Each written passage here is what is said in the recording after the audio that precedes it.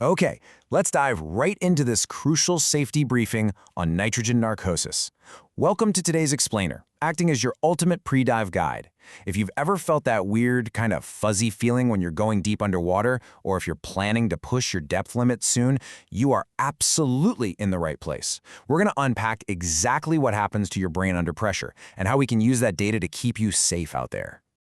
Here is our dive plan for today. We'll start with the threat at depth, move into recognizing and responding, cover prevention and instructor training, compare narcosis versus decompression sickness, and finish up with the Maldives factor. All right, Section 1, the threat at depth, understanding the danger zone. So the magic number we need to talk about right out of the gate is 30 meters. That is the exact depth where your operational risks escalate rapidly. It's not just a casual suggestion from your dive master. It is a hard physiological threshold. When you cross that 30-meter mark, the high pressure of nitrogen actually starts profoundly affecting your brain. It's basically the moment your situational awareness gets put to the ultimate test.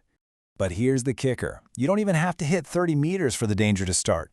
Before we even get down to that depth, there are these huge amplifiers that can make narcosis hit you way harder and a lot faster. If you've got pre-dive fatigue or stress, you're already setting yourself up for failure before your fins even touch the water. A rapid descent, that throws your body totally off balance. And obviously, any alcohol you consumed earlier, or even certain medications in your system, well, those act as massive catalysts. These conditions basically tank your resistance to high nitrogen pressure. And the danger down there compounds incredibly fast. Narcosis isn't just about feeling a little tipsy underwater.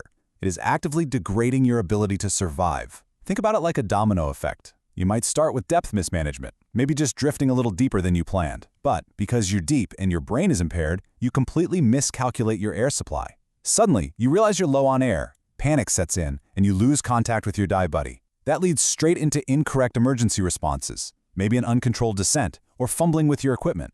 Losing your buddy or messing up your air supply can turn a fun dive deadly in seconds. Moving on to Section 2, recognizing and responding. The underwater emergency. Down there, you've got to be the eyes for your buddy. You have to constantly monitor them for cognitive impairment, unusual behavior, like them obsessively staring at a rock or just ignoring their gauges. That's strike 1. Slow or incorrect responses to your hand signals, strike 2.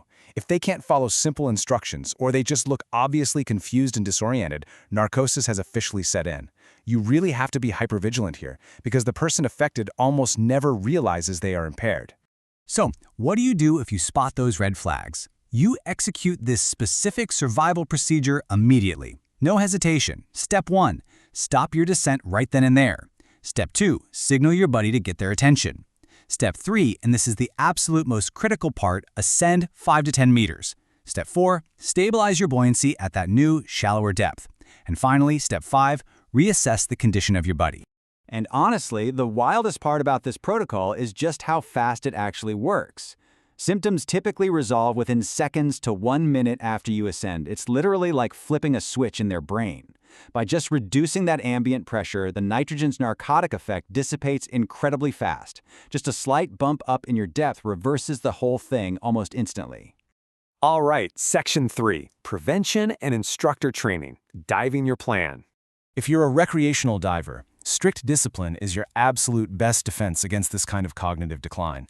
You've got to stick to your depth limits of 40 meters or less, keep those descents slow and controlled, no racing your buddy to the bottom, and meticulously monitor your breathing to keep CO2 buildup down, because CO2 is actually a huge contributor to narcosis. Keep your buoyancy neutral, check your dive computer constantly, and like we said earlier, zero alcohol before diving. Now, technical divers, they're pushing way deeper, so they have to change the game entirely. They use different breathing gases like trimix or heliox, which are blends that replace some or all of the nitrogen with helium to basically remove that narcotic effect. They obsessively plan their equivalent narcotic depth, or END limits.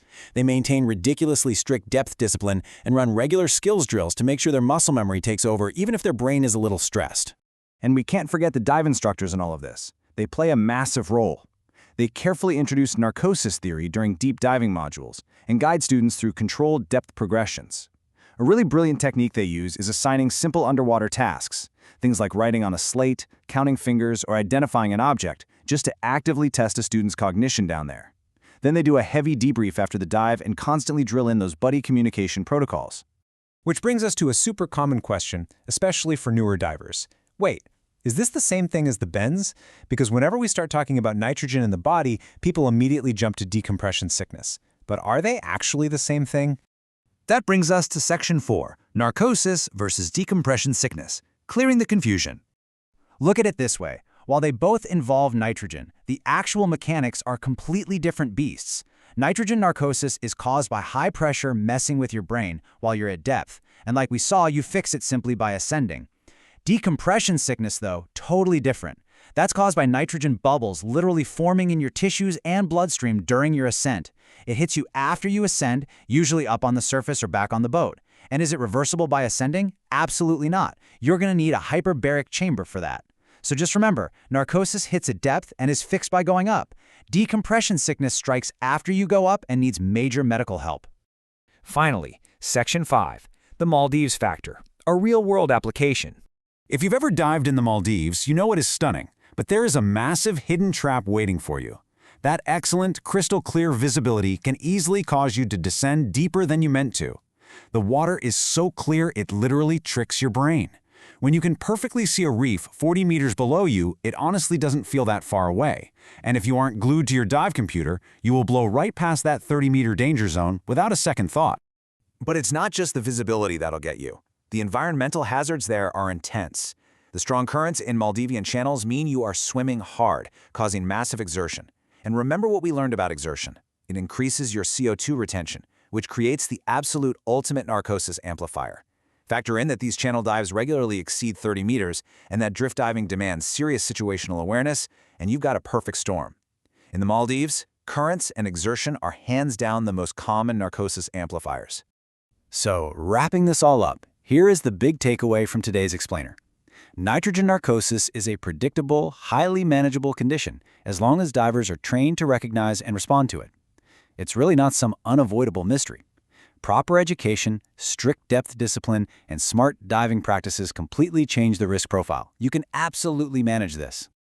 So, I'll leave you with this. Next time you pack your dive bag and gear up for an adventure, ask yourself, when you finally hit the water for that next deep dive, exactly how strong will your situational awareness be? Are you genuinely prepared to monitor your buddy, stick to your depth limits, and actually dive your plan? Keep these principles locked in your mind. Stay safe down there and never stop learning.